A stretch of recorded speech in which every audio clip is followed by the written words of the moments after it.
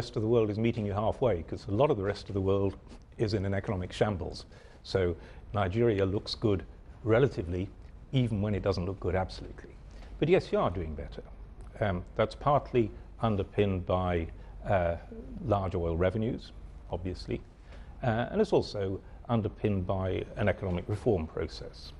And that economic reform process is a political struggle day by day. You win some, you lose some, but it's a vital struggle.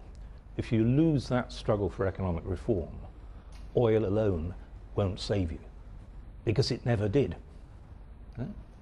You've had oil for 40 years and you're still poor. And so oil alone won't drive this economy. It's oil harnessed by good economic policies, good economic institutions, and those you haven't had. You're just starting to put them in place. But how does the current situation in the global economy position Nigeria in terms of achieving its growth targets in the coming year? Yeah, I mean, the world economy is obviously very fragile. It's the most fraught situation that I can remember, really. You've got a fiscal crisis in America. You've got the euro crisis in Europe. These are not small parts of the world economy. They're two major parts of the world economy. You've got a deceleration of growth in China, a change of leadership, a knowledge in China that they've got to confront a big political transition that they've no idea how they're going to confront. So there are really big uncertainties. Now, all that spells prudence because you're dependent on the world price of one commodity. If the world economy falls out of bed, the oil price will fall out of bed, and then you're in trouble. And so you have to be prudent. So this is not a time for overconfidence. So we shouldn't be cheering from the sidelines that we're all rich, right? You're not. Growth is precarious. The economy is doing better, but it's against a background of a really scary situation. Do you think creating the Sovereign Wealth Fund is the ultimate solution to managing Nigeria's oil and gas revenues? Absolutely. Any economist will tell you what is vital with oil, because it's got two features that are really scary. One is you're depleting a natural asset. You're running an asset down. And so you've got to use the substantial amount of those revenues to build other assets up. If you don't do that, you're just embezzling the assets of your children, and there'll be nothing left. Right? What will your children say about you? So that's one scary feature of oil. You're running down an asset. The other is you're riding a tiger. Just look at what's happened to world oil prices. They've been down to $37, up to $147. So you've got to have a mechanism for smoothing expenditure against a background of very volatile revenues.